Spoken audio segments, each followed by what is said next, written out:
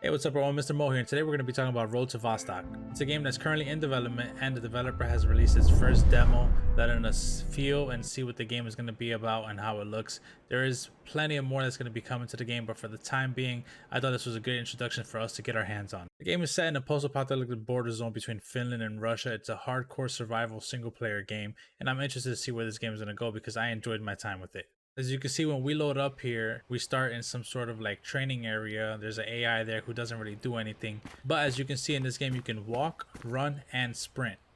You know, walking the slowest, sprinting the fastest. I myself believe that I'm only going to be using walking and sprinting unless it plays a big part on how much your footsteps make a sound to the AIs that are going to be around the maps. There's a few items here in this zone that we're able to loot just to test out during the demo. There's a few guns. All of these cans right here just look like just physical items for us to loot in the game. At the moment, you got to use middle mouse to pick up items. I was very confused when I first tried to pick up stuff, as G lets you hold items and just toss them, not usable. There are items that are interactive, sort of like this radio that you see right here on the table. I found the TV on the map that you can actually turn on. You can hear some news or something going on in the background, but it's kind of blurred out. You can't really see any visuals on it. When you hit tab and you open up your menu items, you see that you have health, and there are a lot of vitals in this game. I mean, so much it was kind of confusing to look up at first, but I'm pretty sure as you keep playing the game, you're gonna learn it. Just like every other survival game that has a bunch of mechanics in the game, sort of like eating, drinking, sleeping.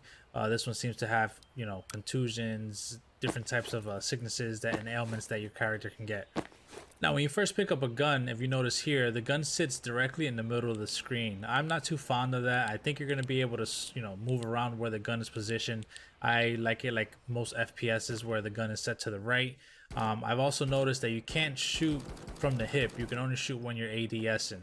As far as the gun sounds, they sound okay. I would like them to, you know, probably be reworked and sound a little bit better. But this is just a demo, so let's not get our hopes down. Because I do believe that the game is going to get worked on better. And maybe the gun animations, gun sounds and all that are going to look completely different in the final version.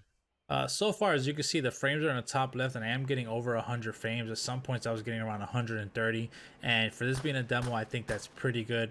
You know, I'm comparing it right now to the Dead Drop Snapshot 2, which was kind of struggling on my PC. Now, I am interested to see how gun modding works, as all the guns in this demo are either already modded or not modded. I wonder if it's going to be similar to Tarkov, where you can literally change out all the things in the guns, or he's just going to keep it simple, just stock sights, suppressors, and maybe foregrips and lasers and flashlights. I wouldn't mind either or. You know, this is a single player game, so it's not like it's affecting anyone else's gameplay. You're not building a meta gun to go against other players, so that's also something I'm looking forward to. Now, as soon as we go through this zone, we enter the village that it looks like, which is the playable area in the demo. There's no AIs because you actually have to toggle the AIs in one of the menus. So we're just going to explore around without the AIs to see how it looks and see what we can do. I did notice that if you press the mouse button, I think it's mouse button 3, you can turn on a flashlight that's on your character's body.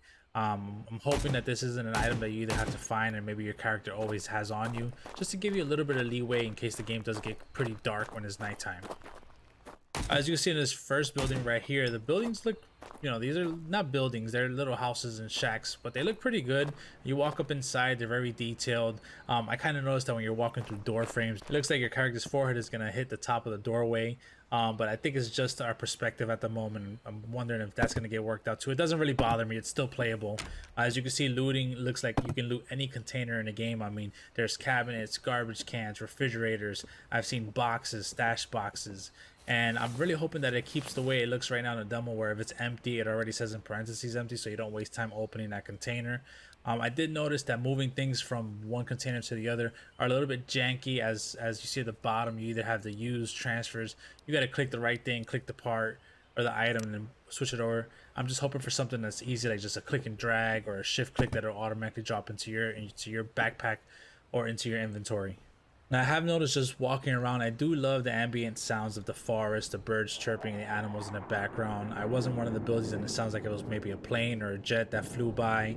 I wonder what's that going to do. Are those going to be airdrops that are coming, or is it just there as just background noise? Now, walking around slowly, I kind of noticed that the footsteps audio doesn't sound too great. Your character doesn't really sway when he's walking. The guns don't really move even when you're sprinting. I know that's all going to be worked on because I'm pretty sure the developer wants this to look amazing. And like I said, like we said in the beginning, this is just a demo. We can't expect diamonds in a demo. We're just getting a taste of what's to come. I was trying to vault some of the fences.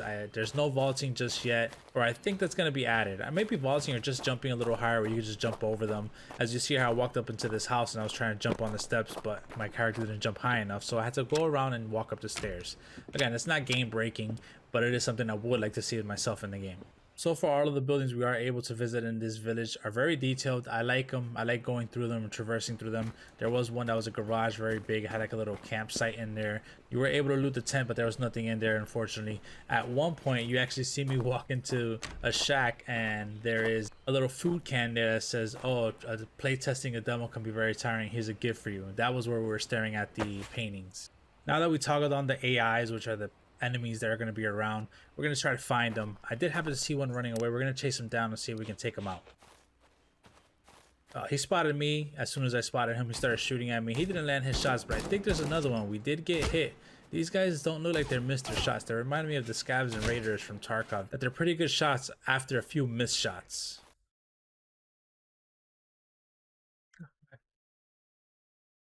She's camera shy.